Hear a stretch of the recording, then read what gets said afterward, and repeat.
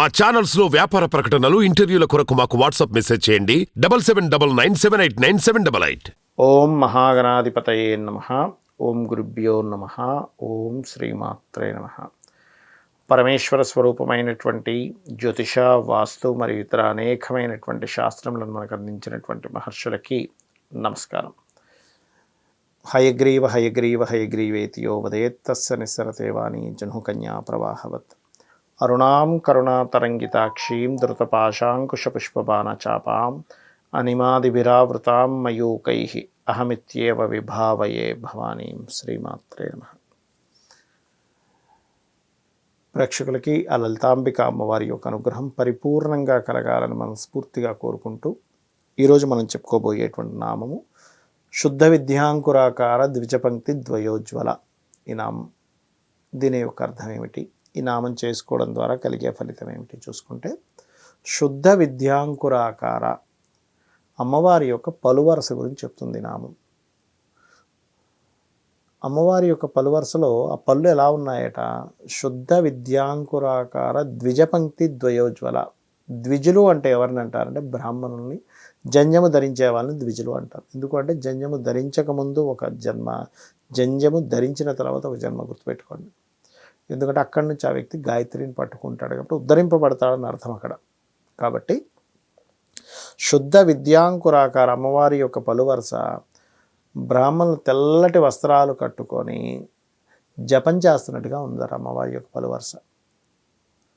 అంటే ఆ యొక్క నామాన్ని కనుక ఎవరైతే అమ్మవారి యొక్క దంతములు, ఆ వేదమంత్రములు, వేదమును స్మరిస్తున్నటువంటి బ్రాహ్మణుల వలె ఉంది అని చెప్పి ఎవరైతే స్మరిస్తారో, కొంతమందికి చూడండి వారి యొక్క ఎడ్యుకేషన్ సరిగ్గా సాగదు కొంతమందిది.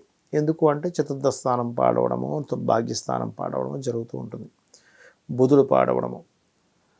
అప్పుడు ఏమవుతుంది, వాళ్ళకి సరిగ్గా విద్యాకాలం వచ్చేసరికి ఇంట్రెస్ట్ పెట్టలేకపోవడము, రకరకాల వైపు డైవర్ట్ అయిపోవడము, ఇట్లాంటివన్నీ జరుగుతూ ఉంటాయి. అలాంటప్పుడు వాళ్ళకి రావాల్సినంత మార్కులు రావు, ఎఫర్ట్ పెట్టినా సరే సరిగ్గా ముందుకు వెళ్ళలేకపోతుంటారు. అలాంటప్పుడు ఈ నామం బ్రహ్మాండంగా పనిచేస్తుంది. శుద్ధ విద్యాంకురాకార ద్విజపంక్తి ద్వయోజ్వలాయై నమః. ఈ నామంతో పాటు హయగ్రీవం చేసుకున్నా కూడా పనిచేస్తుంది, అందులో ఎటువంటి సందేహం లేదు. అయితే మరి వాస్తుపరంగా ఇది ఎలా పనిచేస్తుంది అంటే, కొంతమందికి పడమర నైరుతి అంటారు. అంటే నైరుతులు మొత్తం 3 రకాలుగా ఉంటాయి. నైరుతి, దక్షిణ నైరుతి, పడమర నైరుతి. అంటే నైరుతి మూలకి ఇటువైపు అయితే దక్షిణ నైరుతి, ఇటువైపు అయితే పడమర నైరుతి అవుతుంది.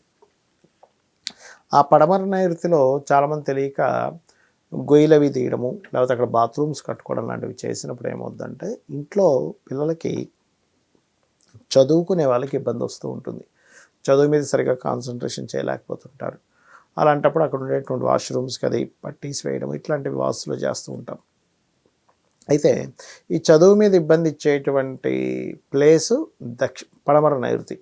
ఎందుకు అంటే మన వాస్తుశాస్త్రంలో పడమర నైరుత్యో మృదయే విద్యాభ్యాస మందిరం అని చెప్పడం జరిగింది. అంటే పడమర నైరుతిలో విద్యాభ్యాస మందిరం ఉండాలి, అక్కడ పుస్తకాలు పెట్టుకోవాలి, అక్కడ చదువుకోవాలని.